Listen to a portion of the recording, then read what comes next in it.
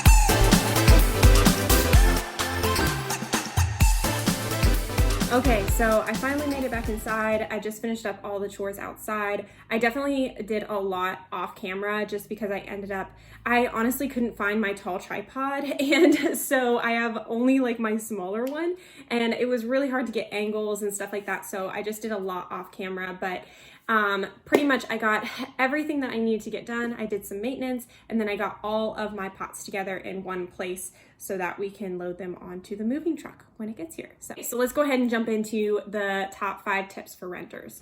So my top number 1 tip is going to be to plant in containers. This seems like a no-brainer, but it's definitely something that I have found to be super helpful, especially planting like the plants that you find that are fairly expensive and maybe you got them on clearance. That's my thing. Or if you have like sentimental plants, or if you just went ahead and splurged on a plant that you really enjoy, definitely plant it in a container, because that's going to enable you to be able to take it with you when you move. Obviously renting is never 100% forever, so you definitely should take your expensive plants with you if you can. Another thing that I did is I also planted a lot of my fall vegetables in containers this year. I was kind of avoiding planting, and I actually ended up sowing my seeds a little bit late in the season because I knew that we might be moving soon, and I didn't want to plant all of my stuff in the ground. So that's a good option, is if you know that you might be moving, if there's any question about that, definitely take advantage of that, because obviously now I can take everything with me and still be able to harvest my fall crops. So I'm excited about that. So yeah, that's my top number 1 tip, is to plant in containers. My second tip is to buy on the cheap. So I would definitely recommend to buy as cheap of plants as you can find. So you can do this one of 2 ways. You can either focus on buying annuals or just less expensive plants that tend to come in like the 6-packs or the 10-packs. Those are gonna be more bang for your buck, because oftentimes, especially if you plant in the spring, you can kind of spread them out and then kind of fill in some space. Specifically, annuals really take up a good amount of space most of the time, and you're able to get a lot of bang for your buck fairly affordably. They won't last through the winter, but you'll at least be able to enjoy them. And obviously, if you're not sure you're going to be there the next year, then that's going to be a great option for you to still get a lot of really beautiful color on a very affordable budget. Another thing that you can do is also shop the clearance section. So this is something that I personally like to do, because you can find a lot of amazing, more expensive plants on the cheap. So definitely take a look out for that. And a lot of times, even if clearance plants don't look super beautiful at first, or maybe they even look dead, it's actually pretty easy to revive clearance plants. And I actually have a video about that. So if you're interested on how to do that, feel free to go ahead and click the tag above. I'll go ahead and link it, and you guys can check that out. But I know there's some other people who have done really good videos on how to revive clearance plants. So definitely check out, like Garden Addicts has one.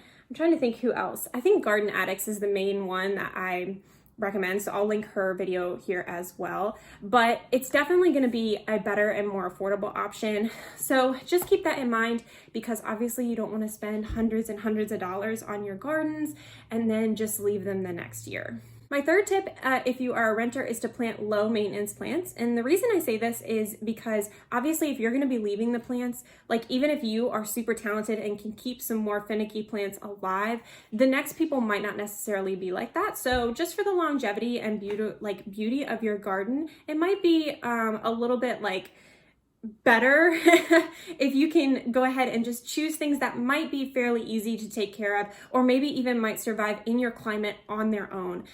For me, I live on the East Coast, so those plants for me, like salvia does really well, daylilies do really well, hydrangeas, fairly low maintenance, boxwoods, fairly low maintenance. You know, a lot of those things don't require any trimming or special watering in my area, and so those are kind of the things that I tend to go towards.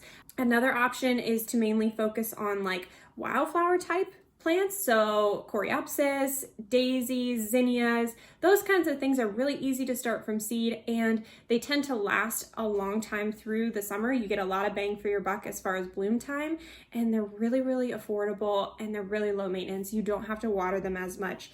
So if you have a sunny spot in your garden, that might be a great option. So my third tip is to buy low maintenance. It's going to make your life easier, and it's going to be more affordable, so you don't have to constantly be watering your garden, especially if you're kind of on a budget. Okay, these next 2 tips tip 4 and 5 are mostly kind of going into when you're leaving. So when you're leaving a situation where you have done some gardens and you've got a lot of plants that maybe you've put into the ground, my recommendation, tip 4, is to harvest as much as you can. So as you can see in this video, that was one of the things I was doing today. That was one of the chores that I did, was I harvested a lot of bulbs in my garden. And obviously the reason for that is because I knew where they were, because they were already starting to come up because of our funky weather.